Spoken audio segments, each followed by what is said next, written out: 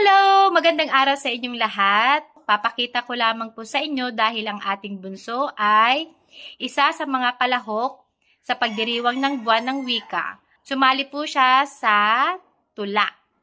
Papakita ko po sa inyo yung kanyang practice, tapos practice po ulit at yung actual. Hindi man po siya pinalad na manalo doon po sa patimpalak na iyon. Nakakabilib at nakakatuwa para sa aming mga nanay na sumali ang ating mga anak sa mga ganitong patimpalak. Ito na po yung resulta at payo ko lamang po sa mga magulang na tulad ko, kung hindi man po nanalo ang inyong anak sa mga patimpalak, sa school, o kahit saan man na contest, ay maging proud pa rin po tayo sa kanila at syempre po, suportahan po natin sila. Ayun lamang po.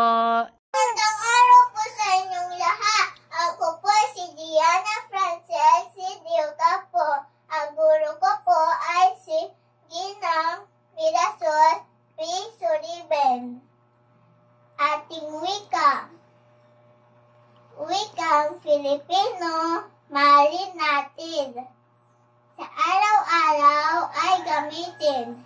Ito'y sagisag ng ating lahi. Sa puso't diwa, laging tagi. Sa buwan ng wika, tayo'y magsaya. Sa sariling wika, tayo'y may ganda. Mga Pilipino, sa isip at gawa. Ito ay susi sa pagkakaisa. Magandang araw po sa inyong lahat. Ako po si Diana Frances Sidioca po. Ang guro ko po ay si Ginang Mirasol P. Suriben. Ating wika.